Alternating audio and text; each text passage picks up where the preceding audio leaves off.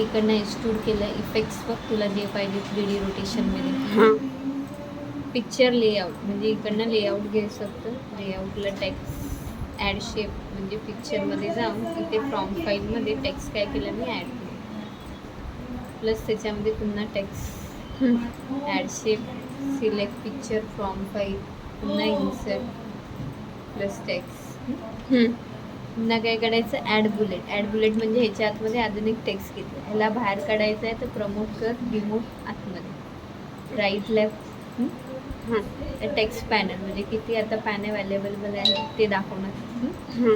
त्यानंतर लेआउट पाहिजे असेल लेआउटचा कलर स्टाईल समजलं. नको असेल तर रिस्टेट. नेक्स्ट काय सांगितलं आहे is equal to RAND bracket open close end. पिक्चरमध्ये गेली. पिक्चरमध्ये इन्सर्ट केलं मी पिक्चरची साईज. तर पिक्चरला काय करायचं इथे तुला पोझिशन द्यायची की डॉक्युमेंटवर पोझिशन कुठे पाहिजे. त्यानंतर इथे पोझिशनमध्ये काय सांगितलं कुठल्या साईडला पोझिशन पाहिजे. त्यानंतर रॅपटेक्स इन स्क्वेअर टॉप बॉटम बिल्ला हिंट त्याच्यावरती टेक्स्ट इन फ्रंट. मी काय केलं शिफ्ट पकडून दोघांना सिलेक्ट केलं. ह्याला बॅकवर्ड फॉरवर्ड सिलेक्शन पॅनलने 2 पॅनल सिलेक्शन.